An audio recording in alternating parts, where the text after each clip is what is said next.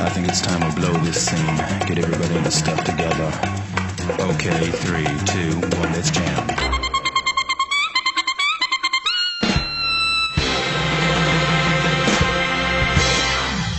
On today's episode of Women Reaction React to My Hero Academia episode 66, Boy Meets. I don't know what is it with animes lately, but they have been doing way more post-credit scenes than ever before. And honestly, if you're the type that skips the outro or the previews, you're going to miss a large chunk, especially of today's episode. That was like a good minute and a half, and it was some pretty dynamic stuff. So last we left off, Mirio had just brought Deku to Sir Night Eye's office. Preempting the would-be new hire, Mirio warned him, hey, you're gonna have to make him laugh. And upon his entrance, Deku did the only thing he thought was funny, making the All Might face. And Night Eye does not only think this isn't funny, but actually disrespectful. Cutting back to today's episode, this altercation seemed to be at a standstill. Night Eye begins to criticize Deku's face, saying this is nowhere near the real All Might, beginning to list off the measurements. I mean, talk about fanboy. But honestly, he had a front row seat to the greatest hero we know. And upon looking around the room, Deku notices that this guy really is a fanboy. Not only was he a former assistant, former sidekick, he has all the merch, even some rarities, and he begins to explain, I'm not going for the typical All Might face, I'm going after the one after the vinegar incident. Some kid fell into a river and his quirk activated. The activation, he basically turned the river into vinegar. When All Might went to go save him, obviously he made a funny face, and that is the face we see Deku make all the time. I mean, it's just that small detail that makes it that much more interesting. I just thought he was doing the regular All Might face. Here, eat this. Like, to know it's from a specific event, I look forward to those small things. So even though they are kind of bonding over this shared admiration for All Might being able to geek out, as Deku puts it, it seems Night Eye still doesn't want anything to do with him, pretending to stamp the contract or at least mis-stamp it. He's really digging his heels. He's giving Deku what's what. Like, what can you give to this office? Like, I'm taking on the responsibility of another student work program. What can you contribute to not only the office, but society as a whole? Like, why should I do anything for you? And again, we see Deku have this self-reflection moment, trying to figure out who he is as a hero. But again, he's hard pressed. He wants to work here. He wants to work under the former sidekick. And Night Eye puts him to the test. You know what? If you want to work here, you take the stamper and you stamp your own contract. You have 3 minutes. Mirio and Bubble Girl walk out, and so this test begins. Now, you can almost tell that based on every other situation, not only in this anime, but every anime, Deku's not going to win. But he'll somehow surpass the expectations of who's testing him. And it's a really reflection back, if you guys remember season 1, where we see him with Aizawa when we're doing that,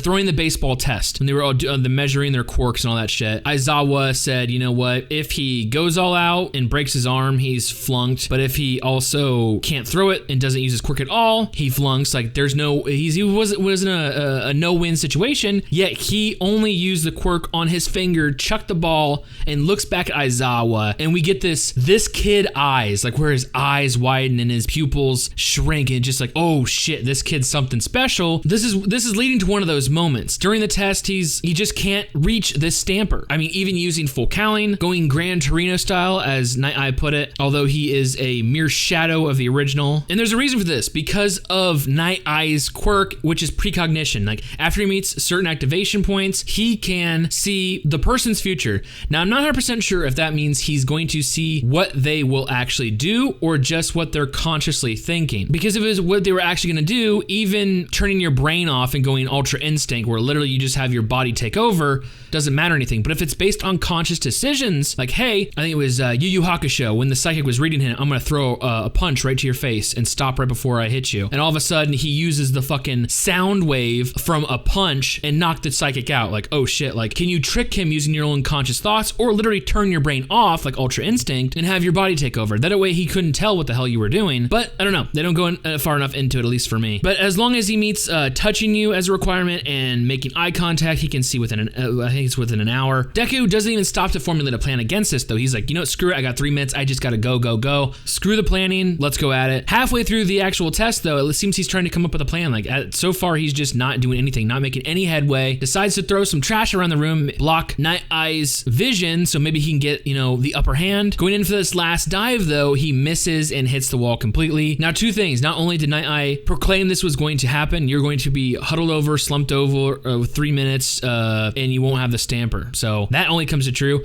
But then we see what really was happening during this test. Deku was not only going Gran Torino style, but he was missing every single memorabilia of All Might. And we get this, oh shit, this kid moment from Night Eye saying he was able to not only formulate a plan, go into this and actually do this work, but he was actually missing every single All Might valuable, every single piece of his collection. And the only reason he slammed into the wall at the very end was because he wanted to miss that super rare 10th anniversary poster. And of course, he didn't pass, but in the end, he passed. Even Night Eye, through all these demeaning comments he's been saying, like, ooh, you don't deserve All Might's power, Togata. He was the one that should have inherited. Like, Mirio should have been the successor to One for All. What do you have? You can't do anything. You can't even take a stamper from me. Like, this is a pale comparison. I can't believe he gave you the power. Like, he's just been eviscerating him through comments and insults. Deku stick with it, and in the end, he goes, oh, I was gonna take you anyways. I just want to see what you can do. Even Deku's like, no, this is passive aggressive. You just want to wear me down. Like, there's deeper things we see, and especially in the preview, we see like Night Eye helping a slumped over like All Might. Like, there is shit in their past, and I cannot wait to see that. But going forward, it looks like Deku has been accepted. Now, once this intense situation has been resolved, we momentarily go back to the dorms of Class 1A. Everyone is congratulating Midoriya on his work-study program. It seems a lot of the other students are having issues trying to find,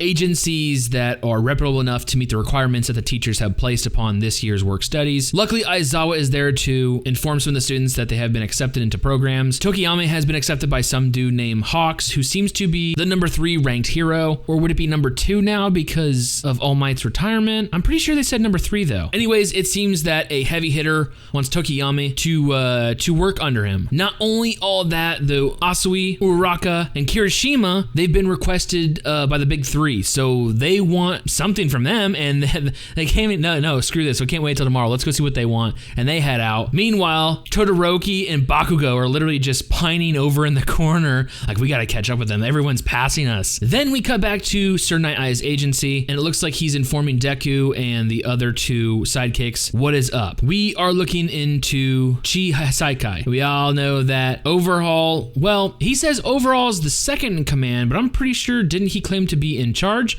So is there another boss of Chihai Saikai, or has Overhaul taken over? Like, I don't know. I swear Night Eye said he's the number 2 of this organization, but I've been wrong before. I mean, go look at my Dr. Stone video. But yeah, everything is falling into place, and we see that this seems to be our, villain of this this arc. And after what he saw between him and Shigaraki, like, that was fucking devastating, where he literally touched Magne and exploded into nothingness. We saw, what, a pair of legs in his weapon? Like, But when Night Eye brings up, League of Villains, and Deku gets a the little flashback of Shigaraki, like, oh crap, like we see that this is going to be a top tier villain, and like we've already seen, he has no qualms about killing. Like, this is a live or die situation. I have to keep reminding myself, this isn't just some jovial anime where students want to be heroes and the villains never kill anybody but just get constantly locked up. No, there are life and death repercussions to actions, and these villains actually take a very serious, violent path to their goals. And you would think that this episode is over. Hell, have we been talking for a couple minutes already? No. Again, like I said, there are post-credit scenes, and they are huge. The girl, the little one-horn girl that we see in Overhaul, the intro and outro, they actually make their appearance. Yes, her name is Eri, and she is literally being chased by Overhaul. And who does she run into? It's freaking Deku. Not only all that, but in the preview for the next episode, we get just this total look of absolute terror coming from this little girl's eyes as she is holding on to Deku. It's like she doesn't want to go, like, and we see that he even admits, like, it felt wrong letting her go. So we know that Deku lets her go with Overhaul. Like, honestly, if you would have skipped the last little bit of today's episode, you would have missed this out. Like, this is a huge piece, and they put it after the credits. I don't understand that. This episode was amazing. Like I said, we got that another oh shit, this kid moment, except now it's coming from Night Eye. Yet he still thinks, Deku is not worthy to be, All Might's successor. So we have to not only prove him wrong now, like, we got to go above and beyond everyone's expectations. Like, we have to become, like, even Deku said it in the last episode, we have to become not only the number 1 hero, but the greatest hero ever. Like, I want to be the greatest. Like, damn, that is a fucking goal. Not only the stuff with Night Eye though, but that little girl is so cute, yet she looks so fucking terrified. I just wanted to jump through the screen and like take her away. Like, oh my God, like I feel so bad for her. Those when she starts bawling in the preview, like, oh God. Like I said, the preview, everything. Loving this series. Loving this series. I'm just enjoying everything so far. So with that being said, another week to wait. I cannot wait for future episodes.